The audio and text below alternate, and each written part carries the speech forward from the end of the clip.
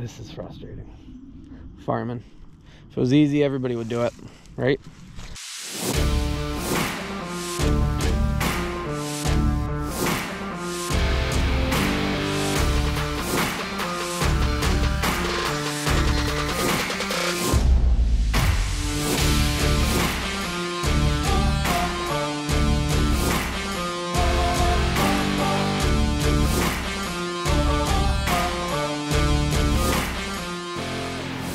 You are now watching Farming with Duffy Ag. Welcome back to the channel. So we're gonna go do a little bit of farming today. Got 2 bags of seed. Seed doubled since last fall. Doubled. So we got my field that I have a few sections of bare spots in it because we only seeded it one way because we were crunched for time. And then I got the one where the landowner, well, somebody drove through the yard and they want to touch up some spots. I said, okay, we'll do that. They're having a wedding. His daughter's getting married this summer, so they want it looking amazing, which I can understand that, but yeah, let's figure out how we're gonna do this. So we're gonna commandeer this from my brother, and we're gonna bring some rakes because I would like to level out where somebody made tire tracks, because we're gonna fight that from now on out. Let me load up and we'll go over. So yeah, we're gonna go do this by hand. We're gonna spot seed a little bit. Mine, I just know that I got like 3 spots that the brilliant seeder we missed or that ran out or stuff. So I'm just gonna touch that up.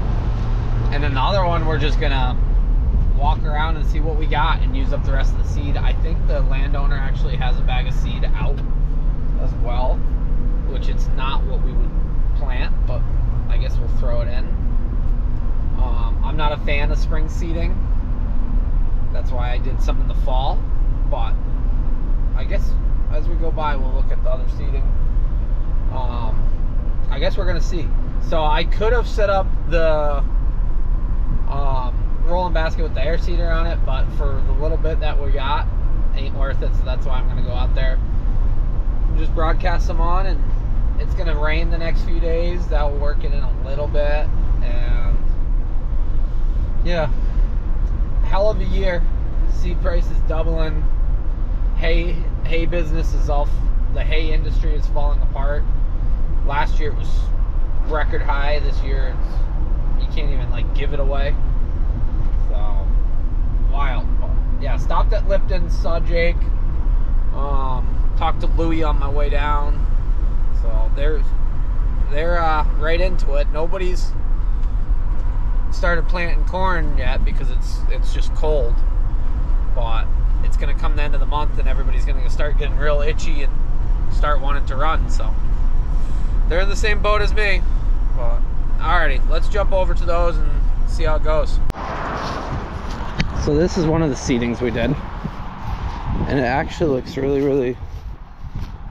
good. Like there's a bunch of clover. There's a few bare spots right here where the brilliant is a pain, but that looks actually really nice. I'm impressed. So we gotta get some fertilizer on it. You can see where it got a little wetter down in there, but overall this should work out pretty good. There's some bare spots up top, so I might put a little bit in here. I'm gonna move those sticks out of the way. Yeah, I'm impressed.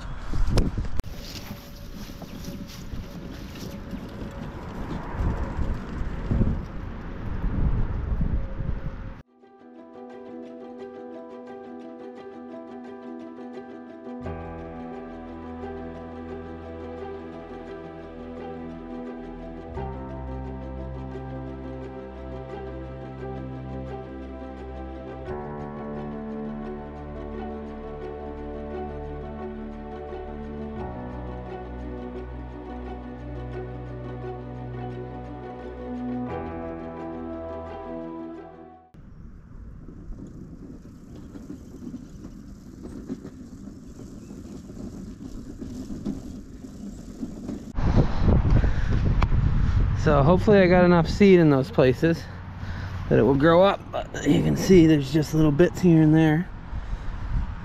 Other than right here and right here where the Brilliant ran out, and then up there where the road washed it out, so this field looks pretty good. I wasn't even going to do this one. We pulled in here and we disc it aggressively and then put some seed down on it. But there's another one that needs to be seeded. Gaining. Definitely gaining. So alrighty, we weren't even going to stop here, but we'll keep moving. It is beautiful out today. So 70 out. Tomorrow's supposed to be 70. We got rain mixed in at night, stuff like that. Almost makes me feel like we're behind and getting ready for spring. But then I look at the weather and it's 30 this weekend. Lows in the 30s and highs in the 50s. So this will be good. We'll get this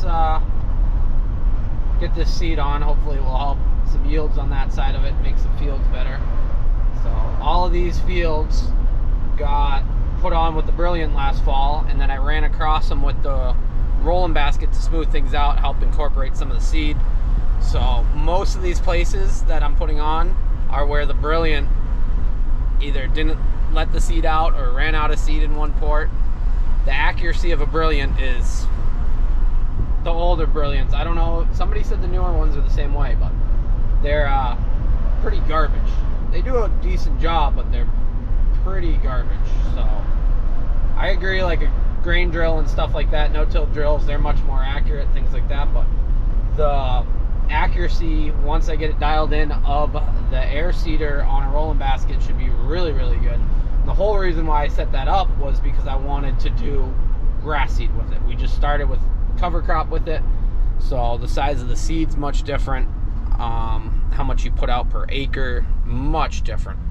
We were putting 100 pounds per acre of cover crop, and if I was going to seed, I'm trying to think, I think I put 12 of fescue and 7 of clover, and clover seed is tiny. I'll show you when we stop, but that allows me to put seed in that hopper and run a bunch of acres. So that's the biggest reason why I set up that rolling basket setup.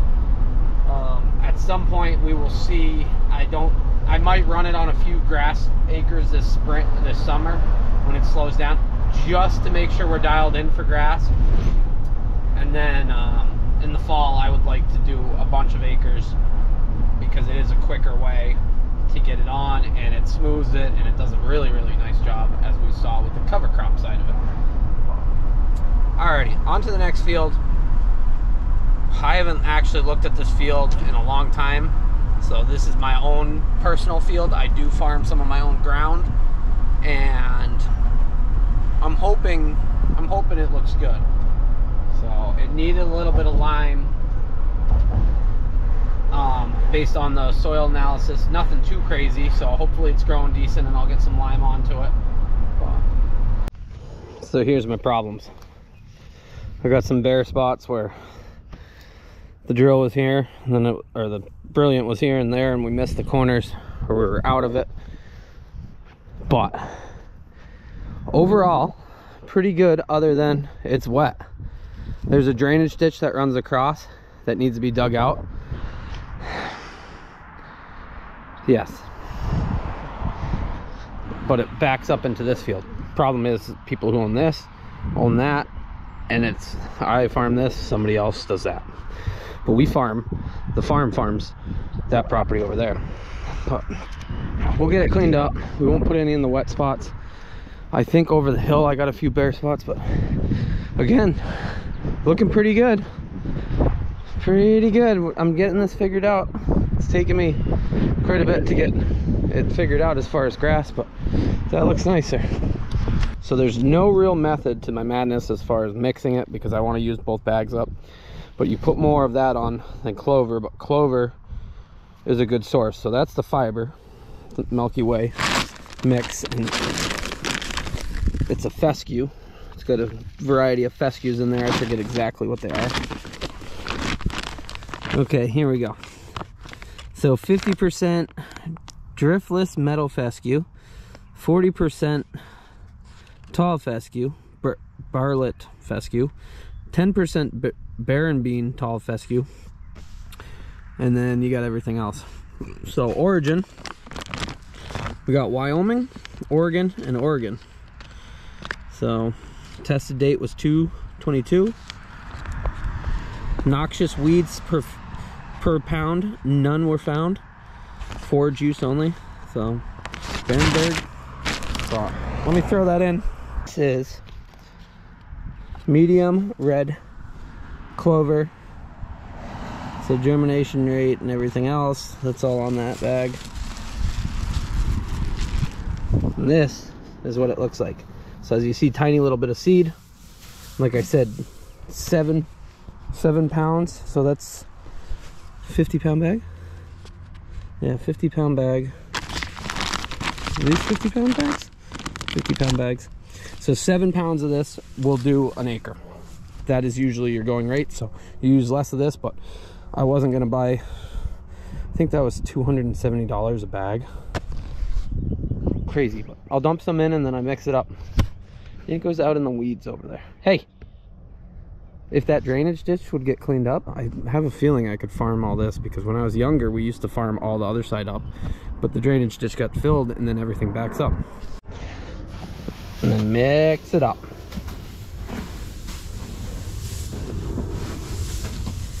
And we're not looking for perfect, but we would like some of it mixed up. So then we'll run some seed out.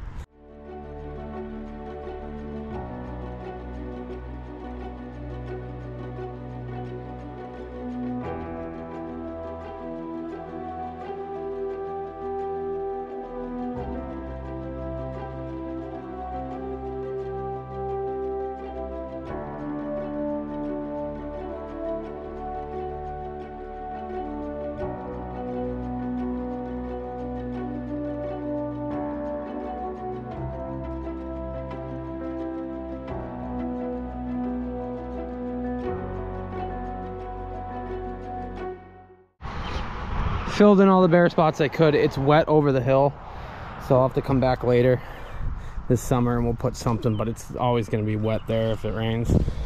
But we got some left. We'll go to our last field. How you doing? You living a good day? So, like, the stand's really good. It's impressive. The only thing that bothers me is like where we didn't get coverage, and I guess we really should have. It went two directions like I do with the other ones and split how much you put on, because that more than likely gets rid of any of your screw ups where nothing's seeded. Or like majority of this is like the seeder ran out and we caught it right at that last moment. So those brilliants, they run heavy, they run light. Setting them's a pain, or if they're rolling or if it's just coming out. So the accuracy of them I don't think is that great. But yeah, I went by any little bare spots in between. They'll fill in to some degree, but you can see clover, and then the rest of it's fescue. So this is the first field that I ever seeded for myself, and it's decent. I'm happy with it. I'm happy with how it's going to be. We're going to get some fertilizer on it. There's some lumps, but keep in mind this was the field that sat around, and I motorboard plowed it, and then we dissed it a bunch and tried to level out some of the ruts that were in here from previously. So you get a few ruts here and there, but we'll go in grass for a period, and then I'll do the same thing. I'll put corn in it, cultivate it for a year, and then we'll put it back into grass, and we'll just keep working it and make it a better field. So that's all you can really do with it. But I'm very happy with it though. We always struggled growing grass, and that was a big struggle of us getting high quality forages. Our reseeding grass program struggled, so we never did it. But if I had more help, I think we could be further ahead. But I'm setting myself up so that, hey, the air seeder, hey, the bigger disc, you can run more acres and get better results like this, because at the end of the day, good quality forage when you're milking cows is where you make your money. Because buying grain in $7 corn, is rough. So if you can have high quality forages in every aspect, in grass and in corn, then you feed less grain. Your cows are better efficient.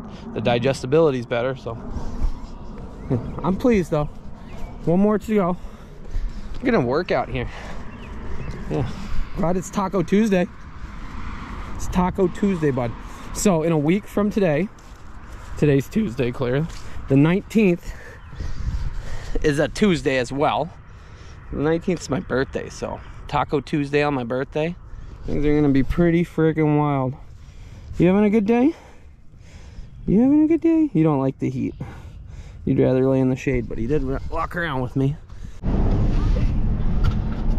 So this ground did get dissed, and the plan was to put it into grass, and then they said we could plant corn on it again. And this was where we had K-mag issues last year. Well, we had to put K-mag on because we were lacking magnesium in the ground, and we might put a little bit more lime on the ground because the soil samples came back and said that. So we figured we should get it to a better place before we tried to put grass into it. Since it was 2 years in a row, we had to do something unique to get the yields off. They put cover crop on that. That's Verals. That looks pretty good. Alrighty, 6:30. We're gonna run out of daytime. We're gonna be out here. See, this is the problem. I work well, it's not a problem. So I went to work. I went and worked at a farm. Then I went and picked up the seed. I was down that way. And then I get home, and I get home at 5 o'clock. So you only get 3 hours of, if that, of work and time in the light. So during the weekdays, I don't always get as much time depending on how my day is structured and things like that. But yeah, by the time we get over there, it will be 7. Well, we'll run around. Not the first time we've worked at night, right? Well, we do have a field up here on the right that well, it got sold, so it's houses now. Which is, some of it, that's nature of it out here. This one looks a little slow to start. I'd really like to reseed a lot of fields, but time and money. But they did end up fixing. If you remember, all last summer, this was a one-way road because, well, one lane, because they had to fix that because that was all flooded up. So they did fix that, which is good. But here we are on the right. So they built a new house there. It looks like somebody's living in this house. I think they split it all up. Oh, they built another house. They did tear down the barn, which is unfortunate. That was a nice barn. And I think they're building one more lot. So agriculture gets turned into house lots, and people complain about the smell and being in an area that had agriculture. This happens in every aspect of the US, not just here. Here it just happens that everybody who builds a house usually is very wealthy, and they build mansions, and then they complain about it. And then people wonder why their food comes from around the world as they kick agriculture out and complain about it. So there's my rant. And I know people say, do you not see the writing on the wall that at some point you won't have land available? We have land. We just gotta we lose some of it. I gotta be more aggressive trying to get land and do more with the land that we have.